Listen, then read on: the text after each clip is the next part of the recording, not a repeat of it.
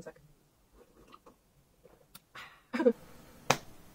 Welcome back, or welcome to my channel. If you've not stopped by before, hi to you and everyone who's watching. Today we're going to talk about me quitting coffee and how I've lasted about 2 months without it. So I've got my coffee alternative here. It's Japanese green matcha. It's a whole trend, I'm sure you've heard of it.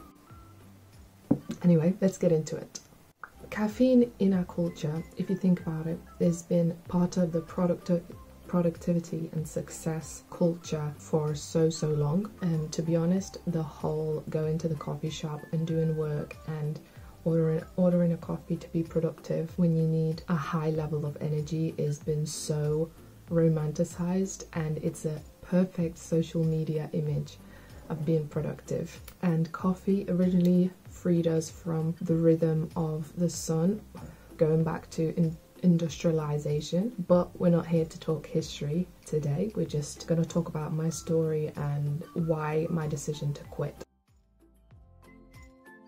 If I had to describe my relationship with coffee, I definitely would describe it as was a little bit excessive and obsessive. I started drinking cappuccinos probably at the age of 15 or even younger. I would turn on the perfect movie, romantic movie, get a blanket, I would go boil the kettle. Probably my sister was with me or my mum. It's more important to think about the relationship you have with coffee rather than just the coffee itself. So for me, a coffee cup represented everything that I wanted. So warmth, comfort, just company, a connection with the person you're with, you know. That's why a lot of people go to coffee dates. Drinking coffee is such a romanticized concept. I tried to quit coffee before, but it never really lasted that long. That's what she said. Once you get sick of your own bullshit, you kind of just say, okay, enough is enough. Honestly, like, I don't need this thing in my life anymore. It's probably doing more bad than good, so just get rid of it. But I think if you're going through the process of thinking, should I do it or not, I think you will definitely know when you want to do it. Anyways, to be honest, it would be like, okay, let me paint a picture for you. So I drink about 3 to 4 cups of coffee a day. It could be fully grinded coffee, it could be those soluble coffee grains, it could be the ones on the pot where you make it in the gas thing. Also pre-workout at the gym, and I would multitask with my laptop and my phone. So I would watch something on the laptop and speed it up to about 1.75, and I would read something else on my phone or watch a completely different video. I wouldn't focus at all. I'd be jittery and shaky, and my cortisol levels were through the roof. And for what? Like, I was sitting in my chair watching a video. Why do I need the energy? I really don't. It's just the vibe of having a cup of coffee. High amounts of anxiety, like shaky. It just, no. That's totally wrong. It's just like wrong. This is wrong. Just the whole, even the thought of it now just makes me like seem like some sort of crackhead, but really wasn't. Like, now it's not the case. On top of that, the main issue for me was that I drank coffee so much that I wouldn't want to eat. And if you understand what coffee is used for, it's an energy booster, but it's also hunger repressant. So my goal is to gain muscle and gain weight currently, and it always has been, to be honest. And if you have such a goal, the first thing you don't want to be doing is drinking so much coffee that you're not eating enough. Having a cup of coffee before a meal is not really the ideal choice. You'll generally eat less if you drink more caffeine. So number one, I think I quit cold turkey. I'm a personality that is in it 100% or not. There is no in between for me. A lot of the time I preach balance, but with something that you're sick of doing, and when you sort of reach your end of enough is enough, you want to go all out on something like that. So I decided to just quit cold turkey. I knew I was still gonna, so I made the decision to still take pre-workout for before my workouts, depending on a heavy day or whatever, if I needed that, you know, the kick up the arse. But I didn't find that I had any symptoms like headaches or like obsessively thinking about the idea of drinking coffee.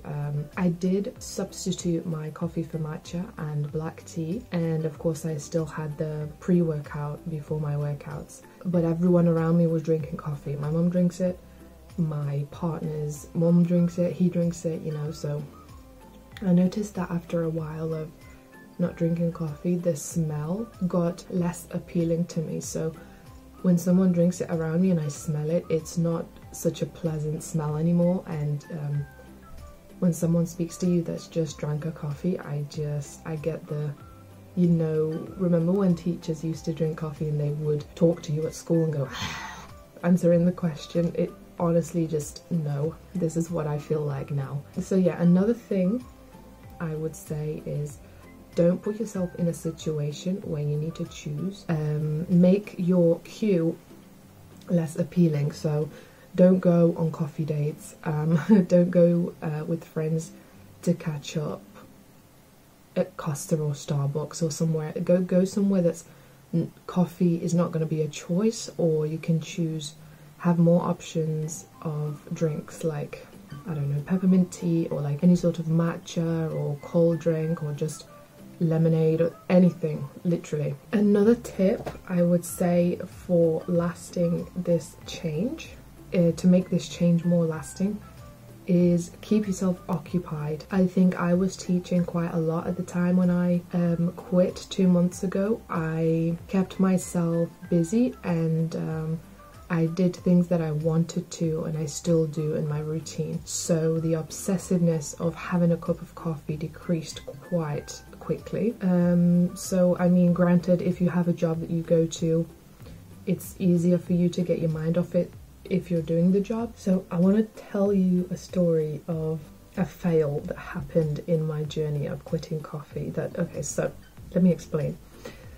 So one day I got to the gym, I said, okay, let me try this pre. My partner was like, yeah, just try it, you might like it. Okay. So me trusting him, I'm like, okay, let's try. The guy mixed it up and I was like, okay, this tastes like no other pre-workout I've ever tasted. As soon as it hit me, a few minutes later, all my senses widened. I can, like, my vision field got wider, my hearing got more sensitive, and I just felt so sensitive to everything around me. I had to go out and get some fresh air. Okay, I'm thinking there is something in this pre-workout that's definitely not caffeine. Or on another scenario, it could have been that I've just had too much and I was very sensitive, since my level of caffeine is decreased, you know, the sensitivity increases. I felt sick, I wanted to puke from both ends of my body. You can imagine that. Honestly, it makes me want to just So I get home, managed to get through the session, but still the horribleness didn't finish there.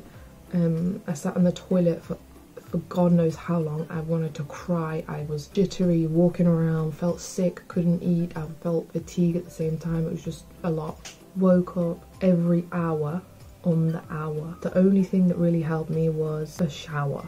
Like water, literally cleanse my soul for a bit. I think I have a video that I can show you how I looked when I took it. It was honestly, I felt like that was not caffeine. Anyway, so this is me trying to quit caffeine, and then when I finally have a pre-workout, it's just like sends my whole body uncomfortably crazy like. Anyway, back to the topic. To be honest, I'm glad that I don't drink it anymore, in the sense that my presentness in my own life and my consciousness and me being in my own body is more increased. Okay, increased. So I feel like I'm more present in whatever I'm doing instead of multitasking, like being like outside of my own reality, outside, like feeling like I can do anything 1 minute and the next minute I'm like crashing and I'm feeling like shit. So yeah, I'm glad I don't drink it in that sense anymore, but I do miss the coffee dates. If I think about catching up with a girlfriend or going on a coffee date with my partner and bringing my laptop to Costa to, you know, to do the to work on something, it's in reality very heavily glamorized, but when I think about what I'm trying to achieve and who I'm trying to be in my life, that's just not for me anymore. So recently I ended up going to a brunch place, and I soon realized that I couldn't order coffee, obviously. So my partner ordered coffee, of course he did.